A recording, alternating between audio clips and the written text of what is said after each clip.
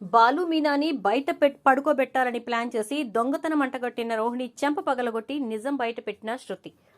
ఎందుకు రోహిణి ఎలా ప్లాన్ చేసింది, ఆ విషయాన్ని శృతి ఎలా తెలుసుకుంది, అసలు రోహిణి ఇలాంటి ఆలోచన చేయడానికి కారణం ఏంటి, మరి ఇదంతా కూడా వీడియోలో చూసి తెలుసుకునేద్దాం. గుండె నిండా గుడి గంటలు రాబోయే కథలో జరగబోయే సన్నివేశాల గురించి ముందుగా తెలుసుకోవడానికి వీడియోని లైక్ చేసి ఛానల్ను సబ్స్క్రైబ్ చేసి పక్కనే ఉన్న బెల్ ఐకాన్లో ఆల్ ట్యాప్ చేయండి. మొత్తం మీద ఇక సుశీలమ్మ చెప్పిన ప్రకారంగా మనోజ్ వాళ్ళ గదిలో బాలు మీనా ఇద్దరు కూడా పడుకోవాలి. కానీ మనోజ్గా గది వదలడమే ఇష్టం ఉండదు. మొత్తానికి అటు చేసి ఇటు చేసి బాలు అయితే బలవంతంగా మొత్తానికి బయటకి ఇడ్చుకొస్తాడు. నేను పడుకోలేను, నా వల్ల కాదు అని చెప్పినటువంటి మనోజ్ మాటలకు శృతి, రవి కూడా ఎట్టి పరిస్థితుల్లో కుదరదు, మరి వాళ్ళు పడుకున్నప్పుడు వాళ్ళు అలాగే ఇబ్బంది పడ్డారు కదా, ఎన్నాళ్ళు వాళ్ళు ఏ రోజని ఏమైనా మాట్లాడారా అని చెప్పి అడ్డు తగిలేసరికి, ఒరే ఇవాళ నాకు ఇన్ని మాటలు చెప్తున్నావు, రేపు మీరు కూడా బయట పడుకోవాలి అంటే పడుకుంటాం, మాకేం ఇబ్బంది లేదు అని చెప్పని అంటుంది శృతి. అయితే ఇక రోహిణి మనోజ్ పడుకోలేడు అంటే, మనోజ్ పడుకోలేడా, నువ్వు పడుకోలేవా అని చెప్పేసేసి అంటుంది. ఇలా మొత్తం మీద వాదోపవాదనలు జరిగిన తర్వాత చివరాఖరికైతే బాలు మీనా గదిలోకి వెళ్తారు. ఇక బాలు వెళ్ళి గదిలో కూర్చున్న తర్వాత మనోజ్ బాలుకి మనశ్శాంతి ఉండకూడదని ఎన్నోసార్లు వెళ్ళి తలుపులు కొట్టి విసిగించి మొత్తానికి బాలుకి కోపం వచ్చేలా చేస్తాడు. ఇక ఆ తర్వాత వెళ్ళి కింద పడుకుంటాడు. ఈలోపు మీనా చాప దిండు తీసుకొని వచ్చిన తర్వాత, ఆ పరుపు మంచం అంది కాదు కాబట్టి కిందే పడుకుందాం అంటుంది. దానికి బాలు కూడా సరే అంటాడు. ఇక కింద చాప వేసుకున్న తర్వాత ఇద్దరు అచ్చికబుచ్చులు ఆడుకుంటూ హాయిగా నిద్రపోతారు. ఇక ఇక్కడ మనోజ్కి మాత్రం నిద్ర పట్టదు. రాత్రంతా అటు ఇటు పహారా కాస్తూనే ఉంటాడు. మధ్యలో వచ్చిన ప్రభావతికి, ఏమ్మా దయచేసి రేపటి నుంచి నన్ను లోపల పడుకోబెట్టు అని చెప్పానంటే, ఒక వారం ఓపిక పట్టు, నేను తర్వాత ఏం చేయాలో అది చేస్తానులే, నా వంతు నేను ప్రయత్నిస్తానులే, ఎందుకంటే ఇది మీనా మీ నాయనమ్మ చేత చెప్పి చేయించిన పని, మీ నాన్న మీ నాయనమ్మ కలిసి అనుకున్న మాట, దీన్ని నేనేమి చేయలేను అని చెప్తుంది. ఇక పడుకుంటాడు. కానీ 6:30 అయ్యేపోతుంది కానీ మనోజ్కి కంటి మీద కునుకురాదు. రోహిణి ఎలాగో నిద్రపోతుంది. ఇక ప్రభావతి, రోహిణి ఇంకా నిద్ర లేవలేదా అంటే, రోహిణి నిద్ర లేవడం కాదు, నేను అసలు నిద్రపోలేదు అని చెప్పని అంటాడు. ఇక బ్రేక్ఫాస్ట్ దగ్గర మనోజ్ నిద్రపోతూ ఉంటే అందరూ కూడా మనోజ్ వంక చూసి హేళన చేస్తూ ఉంటారు.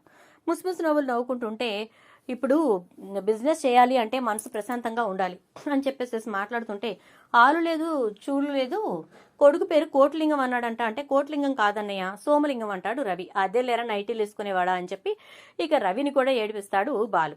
ఇక అన్న తర్వాత, ఇక అసలు ఇంతవరకు షోరూమ్ ఒకవే చూసింది లేదు, అప్పుడు ఏదో పెద్ద బిజినెస్ చేస్తున్నట్టుగా మాట్లాడుతున్నారు అని చెప్పేసి అనేసరికి, ఇక ఈ రోజే వెళ్తున్నాం, షోరూమ్ హ్యాండ్ ఓవర్ చేసుకుంటున్నాం అని చెప్పేసి రోహిణి కూడా అంటుంది. ఇక అంటంతో ఓపెనింగ్ ఎవరి చేత అనే మాట వస్తుంది. ఇక మనోజ్ అయితే వాళ్ళని పిలుద్దాం వీళ్ళని పిలుద్దాం అనుకుంటున్నానంటే, బాలు వెంటనే, ఎరా ఎన్నిసార్లు నేను కాపాడిందిరా, నీకోసం లక్షలు పోసింది కదరా, నువ్వు పార్కుల్లో పడుకుంటుంటే పాకెట్ మనీ ఇచ్చి మరీ పంపించింది కదరా, ఆ విషయం ఇంట్లో చెప్పకుండా ఎన్నోసార్లు కాపాడింది, మరి అమ్మని గుర్తుకు రావట్లేదా అని చెప్పని అంటే, అంతసేపు అంటే తప్ప చివరాఖరికి ప్రభావతితోటి ఓపెన్ చేయించడానికి ఒప్పుకుంటాడు మనోజ్. తనకి ప్రభావతి షాప్ ఓపెనింగ్ చేస్తుంది. మీనా మిక్సీ కొంటుంది, ప్రెషర్ కుక్కర్ తీసుకుంటుంది. ఇటు నుంచి శృతి వాళ్ళ అమ్మ అయితే 1,50,000 పెట్టి సోఫా సెట్ తీసుకుంటుంది.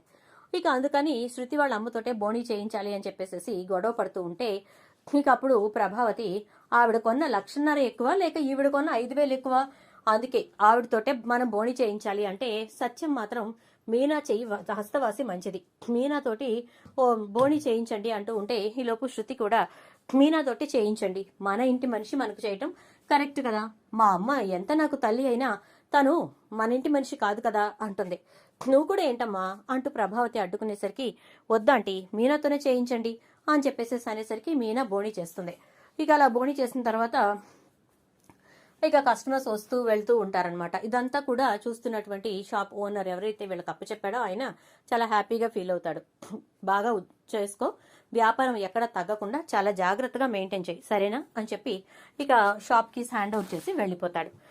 ఇక మనోజ్ రోహిణి ఇద్దరు కూడా షాప్ చూసుకోవడం మొదలు పెడతారు. రోహిణి పార్లర్ మధ్యలో వస్తూ షాప్లో ఏం జరుగుతుంది ఏంటి చూసుకుంటూ ఉంటుంది. ఇలా మొత్తానికి ఈ వారం రోజులు మనోజ్ అక్కడ షాప్ చూసుకుంటూ, ఇక్కడ బయట వరండా హాల్లో పడుకుంటూ ఇబ్బందులు పడుతూనే ఉంటాడు. ఇంకా చివరాఖరికి, ఈ రోజుతో వారం ముగుస్తుందిరా బాబు, ఒరే రవి రేపటి నుంచి మీ వంతే అని చెప్పానంటే మాకు అలాంటి ప్రాబ్లం ఏం లేదు అని చెప్పేసేసి మీనా నీకు ఇచ్చిన టెంట్ అనగానే ఆ రోజే మీ గదిలో పెట్టేస్తాను శృతి అంటుంది. అదేంటి నాకు చెప్పను కూడా చెప్పలేదు, నేను ఇంకా నీ దగ్గర ఉందనుకుంటున్నాను.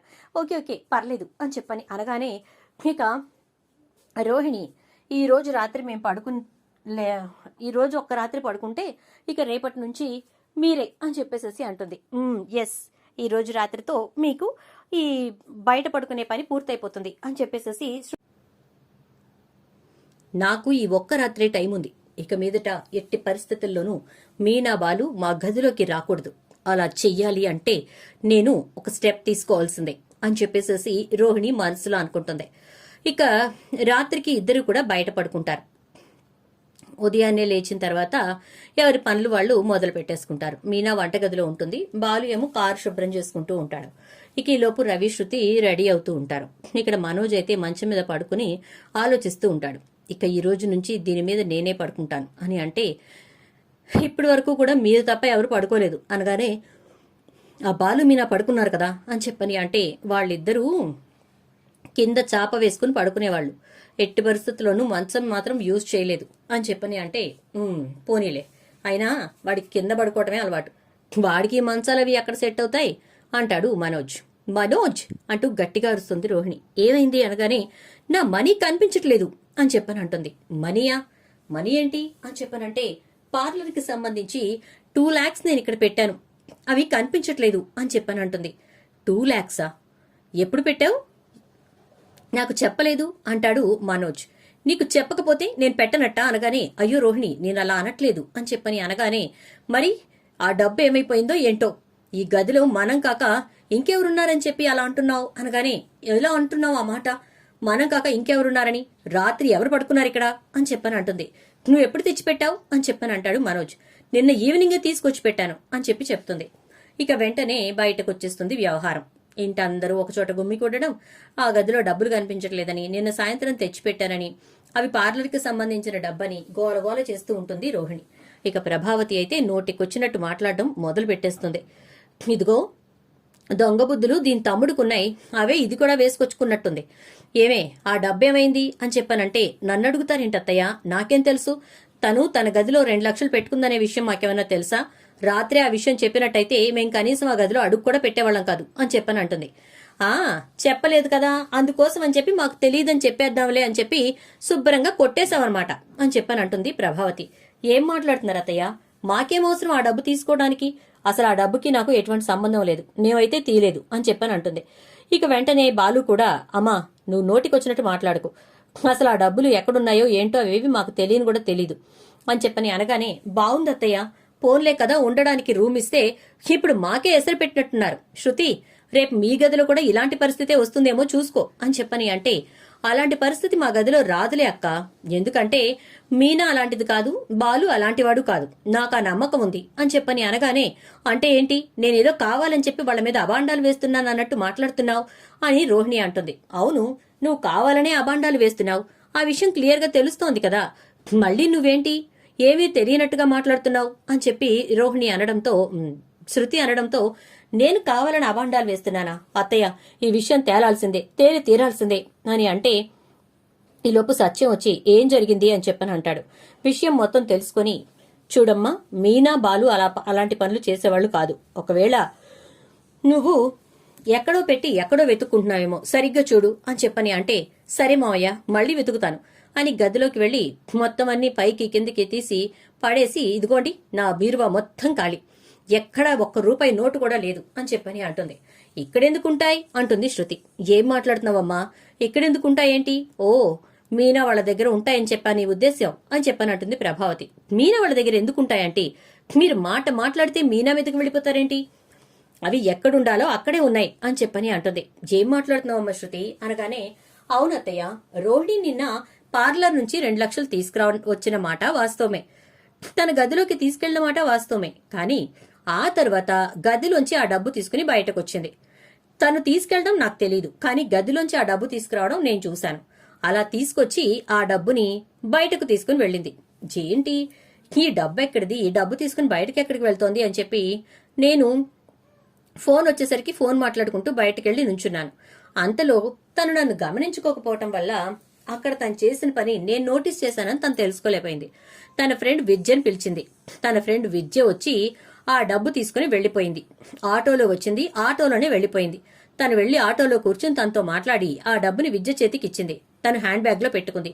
ఇదంతా నేను చూస్తూనే ఉన్నాను. అనగానే, ఏంటి శృతి, నువ్వు మీనాని వెనకేసుకు రావడానికి కనీసం ఆలోచన ఉండాలి కదా. అసలు తను చేసిన పని తెలిసి కూడా నువ్వు నా ఫ్రెండ్ అంటావేంటి అంటే, నీ ఫ్రెండ్ విద్య నిన్న ఇక్కడికి రాలేదా అని చెప్పని అనగానే, లేదు ఇక్కడికి రాలేదు అని చెప్పి బుకాయిస్తూ ఉంటుంది రోహిణి. సరే అయితే అంటూ రోహిణి ఫోన్ తీసుకుని విద్య అనే నంబర్కి కాల్ చేస్తుంది. కాల్ చేసేసరికి, నువ్వు మాట్లాడకు రోహిణి అని చెప్పని అంటూ, నేను చెప్పింది మాత్రమే మాట్లాడు అని అంటుంది. సరే అయితే అనేసి, ఏంటత్తయ్య ఇది, మరీ మనుషుల మీద ఇంత అనుమానమా అని చెప్పానంటే, ఇప్పుడు నువ్వు మీనాబాలు మీద అనుమానం పడట్లేదా అంటూ ఫోన్ కలిపేసరికి ఫోన్ కలుస్తుంది. చెప్పవే అంటుంది విద్య. నిన్న నేను ఇచ్చిన 2 lakhs ఎక్కడ పెట్టావు అని చెప్పి శృతి అడగమనేసరికి అదే అడుగుతుంది రోహిణి. ఏంటే, ఆ డబ్బు తీసుకెళ్లి మీ అమ్మగారి అకౌంట్లో వేయమని చెప్పావు కదా, వేసేశాను, ఇంకా మళ్ళీ ఎక్కడ పెట్టావని అడుగుతావేంటి అని చెప్పని అనగానే ఒక్కసారిగా అందరూ షాక్ అయిపోతారు. అది కాదే, అది అంటూ ఉండేసరికి, హేమే నిన్న నువ్వు రమ్మన్నావు, ఆటోలో వచ్చాను, గబగబా ఆటో ఎక్కావు, డబ్బులు నా బ్యాగ్లో పెట్టావు, వీటిని తీసుకెళ్లి రేపు పొద్దున్నే మా అమ్మ అకౌంట్లో వేసేసేయి, చింటూకి స్కూల్ ఫీజు కట్టాలంట, ఆ తర్వాత అక్కడ మొన్న నగ తాకట్టు పెట్టింది, అది కూడా విడిపించాలంట అని చెప్పావు. అదే నీ పుస్తక ఫంక్షన్ కి తాకట్టు పెట్టింది కదా, మరి ఇంకా ఈ లెక్కలన్నీ చెప్పి నాకు ఈ పని అప్పచెప్పావు కదా, ఉదయాన్నే వేశాను, ఆంటీకి కూడా ఫోన్ చేసి విషయం చెప్పాను అంటుంది విద్య. ఒక్కసారిగా ప్రభావతి షాక్ అయిపోతుంది. విద్య అలా ఫోన్ చేసి మాట్లాడి పెట్టేయగానే శృతి రోహిణి వంక చూస్తూ ఉంటుంది. అలా చూస్తున్నటువంటి శృతిని, ఏంటి శృతి అలా చూస్తున్నావంటే, ఏంటిదంతా, మీ అమ్మగారేంటి, చింటూ ఏంటి, 2 లక్షల రూపాయలు పంపడం ఏంటి, ఏ అత్తయ్య ఇప్పుడు మీకు నోరు రావట్లేదా, ఇంత ఫోన్ కాల్ ఇదంతా ఇన్ని కూడా మీరేమి మాట్లాడకుండా నుంచున్నారంటే అసలు అక్కడ ఏం జరుగుతుందో మీకు అర్థమవుతుందా. రోహిణికి అమ్మ ఉంది, ఇంకా చింటూ అంటున్నారు, మరి ఆ చింటూ ఎవరు అంటే, కొంపదీసి సుగుణమ్మ గారి దగ్గర ఉండే చింటూ, విద్య చెప్తున్న చింటూ ఒక్కళ్ళేనా అని చెప్పని అనగానే ఒక్కసారిగా షాక్ అయిపోతుంది రోహిణి. ఏంటి రోహిణి ఇదంతా, మీ అమ్మగారి అకౌంట్ ఏంటి అని చెప్పని అంటే, మా అమ్మగారి అకౌంట్ అంటే మా అమ్మగారి అకౌంట్ ఆల్రెడీ ఇంకా ఫోర్స్లోనే ఉందత్తయ్య, అందుకోసం అని చెప్పి ఆవిడ అకౌంట్ వెయ్యి అని చెప్పాను, అంతే, అయినా విద్య చెప్తోంది ఏంటో నాకు అర్థం కావట్లేదు అంటూ ఏదేదో చెప్పబోతూ ఉంటుంది రోహిణి. విషయం ఇక్కడ 2 తేలాలి. ఒకటి, నువ్వు 2 లక్షల రూపాయలు విద్యకిచ్చావనేది క్లియర్ కట్ గా అర్థమైపోయింది అందరికి. కేవలం మీనా బాలుని దొంగల్ని చేయటం కోసమే నువ్వు ఈ పని చేశావని అర్థమవుతోంది. ఇక రెండవ విషయం తేలాల్సింది ఏంటంటే, విద్య అంటున్నట్టుగా నీకు తల్లుందా, తండ్రి లేడా, మరి తల్లి ఉంటే తండ్రి ఉన్నాడని చెప్పి ఎందుకు చెప్తున్నావు, మలేషియా నుంచి డబ్బొచ్చింది అని చెప్పి చెప్తున్న మాట ఉత్తిత్తికేనా, అబద్ధమేనా, అది నిజం కాదా, మరి ఇవన్నీ కూడా మాకు తేల్చి చెప్పాల్సిందే అని చెప్పేసేసి అంటూ ఉండేసరికి ఇక ఏం మాట్లాడాలో అర్థం కాక రోహిణి అలా నిలబడిపోతుంది. ఈలోపు మీనా వచ్చి, ఏ రోహిణి, నీకు నేనేమైనా ద్రోహం చేశానా, ఇవాళ రాత్రి పడుకున్నారు, ఇక ఈ రోజు నుంచి మీ గదిలో మీరే పడుకుంటారు కదా, ఇంతోటి దానికి మా మీద దొంగతనం నేరం మోపడం కోసం ఇంత పెద్ద కుట్ర ఎలా చేయాలనిపించింది నీకు అని చెప్పని అంటుంది. అది కాదు మీనా అంటూ ఉండేసరికి ఈలోపు శృతి, రోహిణి, రాత్రి నువ్వు ఒకటి అడిగావు, రేపటి నుంచి మీరు కూడా ఈ తిప్పలు పడాల్సిందే అని. ఇవి తిప్పలు కాదు, మన వాళ్ల కోసం మనం చేసేటటువంటి సాక్రిఫైసెస్. ఇప్పటి వరకు వాళ్ళు గది త్యాగం చేసి హాల్లో పడుకుని మన కోసం చేయలేదా, ఇప్పుడు వాళ్ల కోసం మనం చేస్తున్నాం. అది ఫ్యామిలీలో ప్రతిదీ కూడా అందరూ షేర్ చేసుకోవాలి. ఆ మాత్రం కూడా నీకు తెలీదా, దీన్నేదో పెద్ద పనిలాగా అండ్ అలాగే అదొక పెద్ద ఇష్యూ లాగా ప్రద్దాన్ని ప్రొజెక్ట్ చేస్తూ అనవసరంగా లేనిపోయిన ఇష్యూస్ ఎందుకు తీసుకొస్తున్నావో నాకు అస్సలు అర్థం కావట్లేదు అంటుంది శృతి. ఇక సాయంత్రం పడుకున్నప్పుడు తెలుస్తుంది ఆ బాధ అని అంటూ ఉంటే మనోజ్ రోహిణి వంక చూస్తూ, ఇప్పుడు ఆ 2 lakhs క్లియర్ అయినట్టేనా అంటే, అది నువ్వు ఇవ్వు మనోజ్, 2 lakhs నేను నీకు తర్వాత ఇస్తాను అని చెప్పని అంటుంది. మరి ఇంతకు నువ్వు విద్యకిచ్చిన 2 lakhs ఏమైంది అని చెప్పని మనోజ్ అంటాడు. అది నేను వేరే అడ్జస్ట్మెంట్ కి ఇచ్చానులే మనోజ్ అనగానే, మా అమ్మగారి అకౌంట్ కాదు, వాళ్ళ అమ్మగారి అకౌంట్ గురించి నేను చెప్పాను అనగానే, మరి చింటూ ఎవరు అని చెప్పని అంటే, చింటూ అంటే విద్య వాళ్ళ అక్కయ్య వాళ్ళ అబ్బాయి అని చెప్తుంది. ఓ అదా సంగతి, సరే మరి అలా ఇచ్చిందానివి ఇక్కడెందుకు ఎంత ఇష్యూ చేశావంటే, ఏం లేదులే అనేసి మనోజ్ దగ్గర నుంచి డబ్బులు తీసుకుంటుంది. ఇదేంటి, మనోజ్ని డబ్బులు ఇమ్మంటుంది? డబ్బంతా రోహిణిదే కదా, నీకు మళ్ళీ నేను ఇచ్చేస్తాను అంటుందేంటి? అసలు ఏమీ అర్థం కావట్లేదు అనుకుంటూ ప్రభావతి ఆలోచనలో పడుతుంది. ఇక అలా ఆలోచనలో పడ్డటువంటి ప్రభావతి రోహిణిని పిలిచి, ఏంటి రోహిణి, డబ్బు మనోజ్ని అడిగి తీసుకుంటున్నావు, డబ్బంతా నీ అకౌంట్లో లేదా అని అంటే, లేదత్తయ్య, మనోజ్ అకౌంట్కి వేశారు కదా, అక్కడే ఉంచేశాను, నేనేమీ తీయలేదు అనగానే, వాడు దుబారా చేయకుండా జాగ్రత్తగా చూసుకో సరేనా అని చెప్తుంది. అలాగే అత్తయ్య అంటుంది ఇక రోహిణి. అయితే ఇక అలా అన్న తర్వాత అంతా సద్దుమణిగిపోతుంది. శృతి, రవి ఇద్దరు కూడా పైన టెర్రస్ మీద పడుకోవడం మొదలు పెడతారు. ఇక వీళ్ళిద్దరూ వాళ్ళ గదిలో అడ్జస్ట్ అవడం మొదలు పెడతారు. ఇలా ఉండగా ఒక రోజున సడన్ గా అర్ధరాత్రి రోహిణి ఫోన్ బయట ఛార్జింగ్ పెట్టి మర్చిపోతుంది. అలా మర్చిపోయి లోపల గదిలో పడుకుంటుంది. ఇక అర్ధరాత్రి ఆ రోజు బాలు లేటుగా రావడంతో రవి, బాలు ఇద్దరు కూడా లేటుగానే వస్తారు. రవికి రెస్టారెంట్ లో ఎక్కువ పనుందని, బాలు ఏమో ట్రిప్కు వెళ్లానని. వస్తూ వస్తూ ఫోన్ చేసేసరికి రవి, నా దగ్గరికి వచ్చారా, నేను కూడా వస్తానంటే ఇద్దరు కలిసి వస్తారు. వచ్చేసరికి మీనా ఇంకా శృతి హాల్లో కూర్చుని ఉంటారు. ఈలోపు రోహిణి ఫోన్ మోగుతుంది. మోగేసరికి గబగబా ఏంటి ఈ టైంలో ఫోన్ అని చెప్పి లిఫ్ట్ చేసేసరికి, అమ్మ కళ్యాణి అని చెప్పని అవతల నుంచి మాట వినపడుతుంది. హలో అని చెప్పని అనగానే, అమ్మ కళ్యాణి, రోహిణి నేనమ్మా మీ అమ్మని. చింటూగడికి అస్సలు బాగోలేదమ్మా, అసలు ఏమవుతుందో ఏంటోనని భయంగా ఉంది. ఈ అర్ధరాత్రి పూట ఎక్కడికి వెళ్లాలో, ఎవరిని ఏం అడగాలో కూడా అర్థం కాక నీకు ఫోన్ చేశాను. విద్యకి చేస్తే విద్య తీయలేదు. అమ్మ రోహిణి, నాకు భయంగా ఉంది. నీ కన్న కొడుకు ఏమైపోతాడోనని నేను ఉండగానే వాడిని ఒక దోవ చెయ్యని చెప్పి నీకు మొత్తుకుంటూనే ఉన్నాను. నువ్వు పట్టించుకోలేదు. ఇప్పుడు చూడు, వాడు ఈ మధ్య ఎక్కువ సార్లు కడుపు నొప్పి అంటూనే ఉన్నాడు. ఇక్కడ హాస్పిటల్లో చూపించాను కానీ ఏం ఉపయోగం లేకుండా పోయిందమ్మా అని చెప్పేసేసి అనగానే ఇక వెంటనే ప్రభావతి మీనా అయితే, ఏంట్రో శృతి ఇదంతా నాకేం అర్థం కావట్లేదంటే, అదే నాకు అర్థం కావట్లేదు అని చెప్పని అనగానే ఇక ఫోన్ కట్ చేసేస్తారు. ఇదేంటి ఫోన్ కట్ అయిపోయింది అని మళ్ళీ కాల్ చేస్తుంది సుగుణమ్మ. కాల్ చేసేసరికి ఇక మీనా లిఫ్ట్ చేస్తుంది. అమ్మా, మీరు ఎవరనుకుని ఎవరికి ఫోన్ చేస్తున్నారు అని అనగానే, ఎవరమ్మా మాట్లాడేది, మీనానా అని చెప్పనంటుంది. అవును, నా పేరు మీకెలా తెలుసు అని చెప్పని అంటే, అమ్మ మీనా, నేను సుగుణమ్మని అని చెప్పేసేసి ఇక మొత్తం వివరం చెప్పేసరికి ఒక్కసారికి షాక్ అయిపోతుంది. రోహిణికి ఇవ్వండి అమ్మా, ఒక్కసారి రోహిణికి ఇవ్వండి అనగానే రోహిణి డోర్ కొడుతుంది మీనా. డోర్ ఓపెన్ చేసి, ఏంటి బయట నిద్ర పట్టట్లేదా, గది ఖాళీ చేసి ఇవ్వాలా ఏంటి అని చెప్పనంటుంది. కాదు, నీకు ఫోన్ వచ్చింది, మీ అమ్మగారట అని అనగానే షాక్ అయిపోతుంది. ఈలోపే ప్రభావతి వాళ్ళు కూడా కిందకు వచ్చేస్తారు. ఏంటా ఏం జరిగిందా అని. ఇక వచ్చేసరికి ఇంకేముంది, రోహిణి వాళ్ళ అమ్మ ఫోన్ చేసిందని, మాట్లాడిందని, ఇంకా ఇవన్నీ తెలుసుకుని ఒక్కసారిగా ప్రభావతి షాక్ అయిపోతుంది. ఏంటి రోహిణి ఇదంతా, అసలు ఏం జరుగుతోంది నీ విషయంలో, నాకేమీ అర్థం కావట్లేదు అని చెప్పని అంటుంది. అత్తయ్య అది అంటే అని ఏదేదో చెప్పబోతూ ఉండగా, ఇంకా ఏంటత్తయ్య మీకు అర్థం కావట్లేదా, రోహిణికి ఆల్రెడీ ఒక కొడుకున్నాడు. వాళ్ళ అమ్మగారు ఇదంతా క్లియర్గా ఫోన్లో చెప్పారు. నీ కన్న కొడుకు చావు బతుకుల మధ్య ఉన్నాడు, అర్జెంటుగా హాస్పిటల్కి తీసుకెళ్ళాలి రా అని చెప్పి. ఇంకేంటి అత్తయ్య క్లియర్గా చెప్తూ ఉంటే, ఆవిడికి నిజంగా మనం ఎవరో తెలియపోతే మీనాని ఎలా గుర్తుపడుతుంది ఆవిడ అని చెప్పని అనగానే ఇక ఒక్కసారిగా రోహిణికి ఏం మాట్లాడాలో అర్థం కాదు. ఇంకా తన గుట్టంతా బయటపడబోతోందని అర్థం చేసుకుని భయపడిపోతూ ఉంటుంది. ఈలోపు మనోజ్ వచ్చి, ఏంటి రోహిణి ఇదంతా అని అనేసరికి, అది కాదు మనోజ్, నీకు నేను తర్వాత చెప్తాను, ప్రస్తుతానికి నన్నైతే గండం నుంచి గట్టెక్కించు అంటూ ఉంటుంది. ఇక అలా అంటున్నటువంటి రోహిణి మాటలు విన్న మనోజ్, చూడు రోహిణి, నేను ఒక మాట చెప్తున్నాను విను, నేను నిన్ను నమ్మాను. ఒకవేళ నేను నిన్ను నమ్మడమే తప్పై నిజంగా ఇక్కడ జరిగిందంతా నిజము అని చెప్పి తెలిస్తే మరుక్షణం నీ జీవితంలో నేనుండను, నా జీవితంలో నువ్వుండవు. ఇది మాత్రం నువ్వు బాగా గుర్తుపెట్టుకో అని చెప్పని అంటే, అది కాదు మనోజ్ అంటూ ఉంటుంది.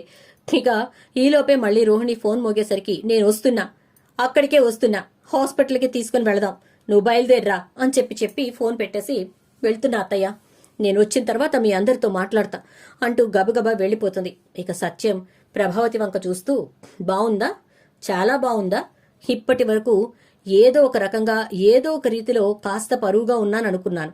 ఇప్పుడు బిడ్డ తల్లిని పనిగట్టుకుని దగ్గరుండి మరీ నువ్వు పెళ్లి చేసి వాడి జీవితాన్ని నాశనం చేశావు. నీ ఆస్తి, నీ అంతస్తులు, ఇక నీకు డబ్బు, ఇవి ఉంటే చాలు, బిడ్డల జీవితాలు ఏమైపోయినా నీకు అనవసరం అని చెప్పేసేసి సత్యం మాట్లాడుతూ ఉండేసరికి, అది కాదండి, అసలు ఇప్పుడు నాకు ఏం చేయాలో అర్థం కావట్లేదు అంటూ ఉంటే, ఏం చేస్తావు, కోడలిగా నువ్వు ఏం చేస్తున్నావు ఏంటి అనేది కూడా అర్థం కాని కోడల్ని ఎంచుకోవటంలో నువ్వు ఎలా ఉన్నావు అనేది కూడా నీకు అర్థం కావట్లేదు అని చెప్పని అంటూ ఉంటాడు. ఇక ఏం మాట్లాడలేని పరిస్థితుల్లో ప్రభావతి అలా కూర్చుండిపోతుంది. ఇక రోహిణి అయితే వెళ్లి అక్కడ హాస్పిటల్లో చూపించి తర్వాత ఉదయాన్నే వచ్చి జరిగింది మొత్తం చెప్తుంది.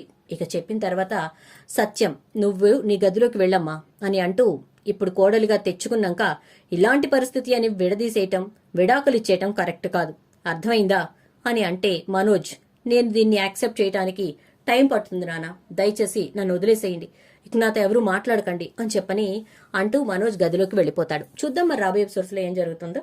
వీడియో నచ్చితే లైక్ చేయండి, వీడియోని షేర్ చేయండి, అలాగే ఛానల్ని సబ్స్క్రైబ్ చేసుకోండి, పక్కనే ఉన్న బెల్ ఐకాన్ లో ఆల్ ట్యాప్ చేయడం మర్చిపోకండి.